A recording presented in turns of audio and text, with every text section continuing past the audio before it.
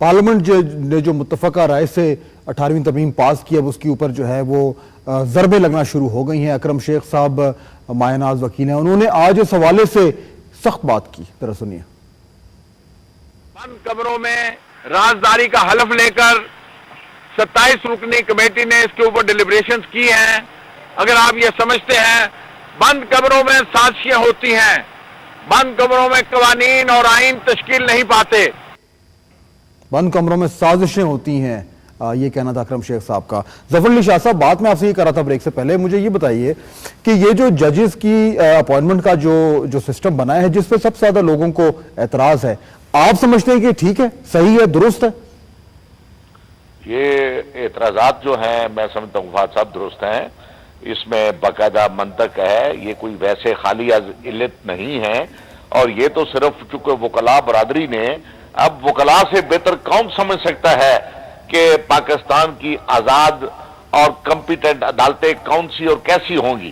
اس لیے اگر انہوں نے اس میکانزم پر کوئی اعتراض کیا ہے جن کا ڈائریکٹلی کوئی ویسٹڈ انٹرسٹ نہیں ہے، 1 لاکھ وکلاء کا کیا ویسٹڈ انٹرسٹ ہو سکتا ہے؟ کیا 1 لاکھ وکلاء نے کوئی جج بننا ہے؟ شاہ صاحب، آپ کے لیڈر نے اس پہ دستخط کیے، میرا خیال ہے مولانا صاحب بھی سے حیران ہو رہے ہیں، میں بھی اس میں حیران ہو رہا ہوں۔ نہیں، میری بات سن لینا، وہ مکس کر دیتے ہیں نا آپ بات، اور وہ کنفیوز اور ایک کنفیوژن پیدا ہو جاتا ہے عوام میں اور لوگوں میں اور سوچنے والوں میں۔ سوال یہ ہے کہ میرے لیڈر نے دستخط کرنے سے کوئی اختلاف نہیں ہے ہمیں، کہ نہ ہم انکار کر رہے ہیں اس بات سے۔ کیا یہ بھی ریکارڈ کی بات نہیں ہے کہ میرے لیڈر نے اور میری جماعت نے پاکستان کی آزاد عدلیہ، پاکستان کی کمپیٹنٹ عدلیہ کے لیے انہوں نے کتنی مشکلات برداشت کی؟ وہ تو ٹھیک ہے، میری بات سن لیں۔ اگر اسی طرح ایگزیکٹو نے، دیکھیں نا، ایگزیکٹو تو ہمارے ہاں ہر 3 سال کے بعد ایگزیکٹو بدلتا رہتا ہے، کبھی وردی والا ایگزیکٹو آ جاتا ہے، کبھی شیروانی والا ایگزیکٹو آ جاتا ہے۔ اگر اس طرح ہر ایگزیکٹو آنے والا اگر کوئی بروٹل میجارٹی کے طور پہ آتا ہے پارلیمنٹ میں یا وردی کے زور پہ آتا ہے، اگر وہ اپنی مرضی سے عدلیہ کو یرغمال بنا کر رکھنا چاہے، ایسے لائے تو وہ میں بھی کنفیوژن کی بات کر رہا تھا نا، ٹھیک ہے۔ وہ مولانا صاحب، یہ جو آپ بات سن رہے ہیں شاہ صاحب کی، دیکھیں ان کا کہنا یہ ہے کہ جی وہ دستخط کر دیے ہیں میاں صاحب نے، ان کی پارٹی نے، لیکن ان کے اعتراضات جو ہیں وہ ابھی بھی موجود ہیں۔ آپ کیا سمجھتے ہیں کہ اگر ان ساری پارٹیوں نے اس پہ اتفاق ہے کہ اب یہ کہہ رہے ہیں کہ وہ ٹھیک نہیں ہے سسٹم؟ شاہ صاحب، فہد بھائی، شاہ صاحب کی جو رائے ہے، بہرحال ان کی پارٹی کا یہ اپنا ایک اندرونی مسئلہ ہے، اس پہ زیادہ میں جانا نہیں چاہوں گا، لیکن آپ کو بخوبی علم ہے کہ ماضی قریب میں تمام سیاسی جماعتوں نے عدلیہ کی آزادی کے لیے جدوجہد کی، اور پھر جمہوری حکومت میں اللہ کے فضل و کرم سے عدلیہ کی آزادی ممکن ہوئی، عدلیہ کا احترام ممکن ہوا، اور اللہ کا فضل و کرم ہے کہ اب عدلیہ آزاد ہے، اس پہ کہیں سے بھی کوئی قدغن نہیں ہے۔ اس کے ساتھ اب مقننہ کو بھی اپنی ذمہ داری ادا کرنی چاہیے تھی کہ ماضی میں یہ کہا جاتا رہا پرویز مشرف کے دور میں، ضیاء الحق کے دور میں، کہ پارلیمنٹ جو ہے ربڑ اسٹیمپ ہے اور ایک آمر کی خواہشات یا اس کی فرامین کی تکمیل میں۔ اب تو جو ہے وہ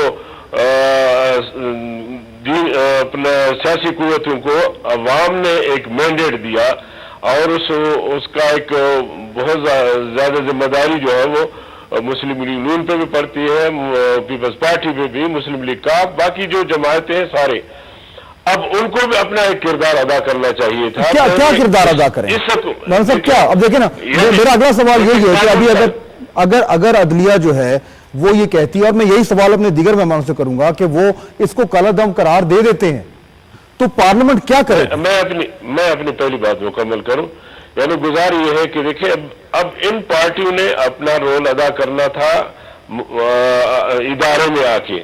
ظاہر ہے کہ ایک ضرورت تھی، 17ویں ترمیم کا خاتمہ ایک ضرورت تھی، میثاق جمہوریت پہ ان دونوں پارٹیوں نے دستخط کیے تھے، اس میں ہم شامل نہیں تھے، لیکن اس کے باوجود ہم نے تسلیم کیا کہ اس میں اگر کوئی حکم بھی تھا تو ہم نے کہا کہ ٹھیک ہے، 2 بڑی پارٹیوں نے اگر ایسی بات کی ہے تو ہم ساتھ دیتے ہیں، اور پھر 17ویں ترمیم کو لے کے اور پورے آئین کو سامنے رکھ کے، میثاق جمہوریت کو سامنے رکھ کے एक बड़ी काविश की गई, 9 महीने पूरा एक ठीक है, सिलसिला चलता रहा। ठीक है, उसके वो हो नतीजे में अब रही ये बात कि पार्लियामेंट ने उसका हक था एक आईनी 18वीं तरमीम पास कर लिया। अब ये आ गया फिर सुप्रीम कोर्ट में चैलेंज हो गया।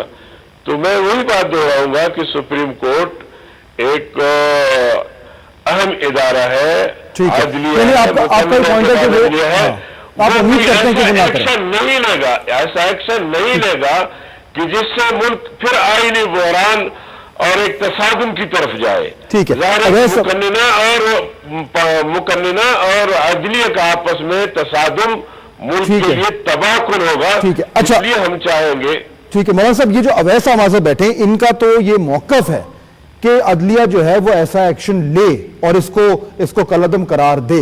अवैस साहब, अगर ऐसा एक्शन हो गया तो पार्लियामेंट की फिर क्या हैसियत रह गई? वो इतने डेस्क बजे, इतने गले मिले, वो एक जजमेंट के साथ वो फारिग, क्या करेगी सारे पार्लियामेंट? तो नहीं होगा जी, उन्होंने एक देखिए, सिर्फ एक मैटर को टेकअप किया जाता है। मौलाना साहब, मैं अभी आपकी तरफ आ रहा हूँ। एक बात मौलाना साहब, मैं अभी तो है आपकी तरफ आ रहा हूँ जी। उसमें जजेस के अपॉइंटमेंट के तरीकेकार को वो उसी के कसौटी के ऊपर जब परखते हैं और वो कहते हैं कि जी ये जो उसके बेसिक स्ट्रक्चर के ऊपर ये जो है वो एक हमला है। नहीं तो यानी पार्लियामेंट कहे कि वो वापस जाए और क्या, अच्छा जी हमसे गलती हो गई, अब हम बराबर इसको है।